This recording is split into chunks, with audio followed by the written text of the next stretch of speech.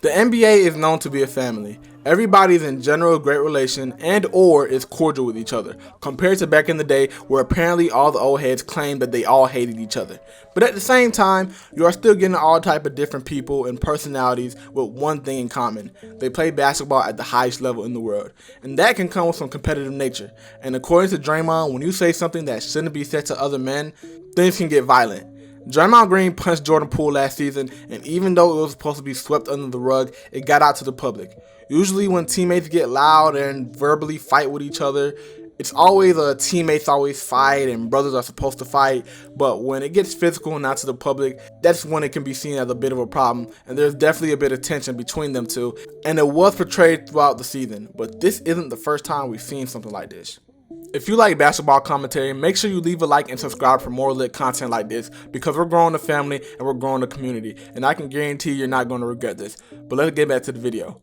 Larry Bird is known to be one of the greatest small forwards of all time, a Celtics icon, and somebody who is known to be extremely competitive. There are multiple legendary stories about the times he tries to trash talk his opponents. He knew he was the best player on the court on most nights and never hesitated to let the players know. But in the 1985 season, he met somebody that was just as good as him, Julius Erving, a player who was exiting his prime while Bird was just entering his own prime. But these dudes already had a little bit of a rivalry, and they always bring it every time they played each other. This was an early season matchup, and both of the teams entered the game undefeated, putting even higher stakes on the matchup. Now I could make this really suspenseful and interesting and talk about how they're going back and forth, Larry with the mid-range jump shot, then Julius Erving coming back down the court with a dunk, but that's not how it went. Larry Bird had 42 points, 7 rebounds, and 3 assists in only 30 minutes, while Julius Erving was lacking with 6 points, 5 rebounds, and a couple of assists. So it's safe to say that Larry Bird was easily getting the better of this matchup, and like we said before, Larry Bird is somebody who runs his mouth at an unprecedented rate. He knows what he brings to the table, and he's able to back it up. Around the third quarter, Julius Erving got tired, and this happened. That's 6 for the Doc. What do they call He gets a little angry, and here's Moses. Wait a minute. That's Barkley. Oh, there is. Yeah, and look at Jay hitting Bird as he's being held from behind by Barkley and Moses Malone. Nice going, guys. Yeah, nice shots, guys. As you can tell, Larry Bird's talk got a little bit too much for Julius Erving, and Julius got very violent with Larry Bird throwing a couple of punches, and if you've been around the NBA, once you throw a punch, even if you miss or connect, you're in big trouble. Both players got ejected out of the game, while Dr. J and Larry Bird each received $7,500 fines, while everyone in total with the situation got fined $30,000. Next, let's go to 1996. Let's talk about the Big Charles.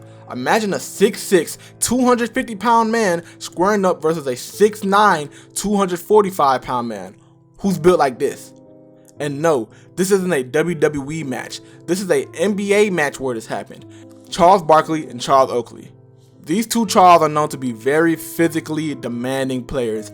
They were both dogs around the glass, and being undersized but still being able to rebound at the rate that they did means that when it came to being physical and dominant, they were no stranger to it. Now we all know and love Charles Barkley today, but Charles Oakley was a bit more of a menace. We'll put it like that. He hated Charles Barkley, and I wish I could tell you why, but I literally can't find any valid answers. Maybe it's because they played so similar, or maybe it's because Oakley didn't like the fact that they shared the same name. But there was obvious tension, and it led to multiple fights. Let's start off with this one. Barkley, Charles, meet Charles as in Oakley. The big guys tie each other up. If they went at it, what would the tail of the tape look like? Charles a little older, Oak a little bigger, Barkley a little heavier. There's the pay-per-view price. And here's what happened. Ring the bell, a slap left from Charles, a left returned by the New York Charles. The officials discuss it, and Jake O'Donnell says, "Get out of here." Okay, that wasn't really that bad. Let's look at this one. 41 and 41 seconds to play in the first half. The Sixers had it low. Barkley and Oakley are going to go nose to nose. Barkley, it sound like I'm giving the name of a law firm here, but Barkley threw Oakley to the floor. So Charles Barkley slammed Oakley to the ground, and now it's really obvious that they don't like each other. But let's look at this final one. And Drexler lost it. Barkley on the recovery. Stopped by Ewing. And floor by Oakley, and Barkley goes at Oakley. Oakley missed with a swing. Barkley trying to go back at him. Guys, come on. What are we doing? This is a preseason game, and they are in an all-out brawl. This is a preseason game. You have to be kidding me. This is a serious feud, and I cannot find out the reason why. And you thought these 3 fights were a lot? Tell me why there's a 17-minute compilation of Charles Barkley and Charles Oakley fighting on YouTube. How did they get away with this for so long? Where did all this hatred for each other come from? If anybody knows the answer, please let me know down in the comment section, because this is ridiculous. Now, this next situation has to be one of the craziest moments of all time. Latrell Sprewell. Latrell Sprewell is another former NBA All-Star, and he was one of the better shooting guards in the 90s. He was a pure bucket getter and was a relentless defender. But he had a problem. He was a jerk off the court. Growing up, Latrell Sprewell was a very to-himself kind of guy. Just another ball player, and he didn't want to be famous at all, kind of like Kawhi. But when he became an All-Star in just his second year, he had no choice but to be in the media. He was a player who was rising up the ranks of his basketball world very quickly. But around his 5th season, he would decide to potentially throw his career away and lose millions of dollars and all that he had already gained. He was already down as he had gotten fined in December 1997 when he missed one of his team's plane rides, and tension was still brewing after his teammates felt like he didn't give enough effort.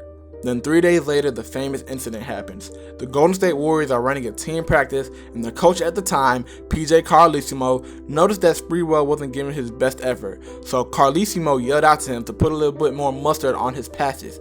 Apparently his passes weren't traveling fast enough. Sprewell responded in a moody manner that he wasn't in the mood for criticism and for him to keep his distance. Now I guess Carlesimo was feeling gangster and decided to approach Sprewell. Not saying Sprewell was in the right, but he's been in violent incidents before. He's fought with teammates multiple times and has even threatened his teammates with guns. So approaching him when he's saying he's not in the mood is a dangerous game to play, but he does it anyway. Then Latrell responds by grabbing him by his neck and choking him and dragging him back for about 7 to 10 seconds while his teammates try to pull him off. Then it gets crazier.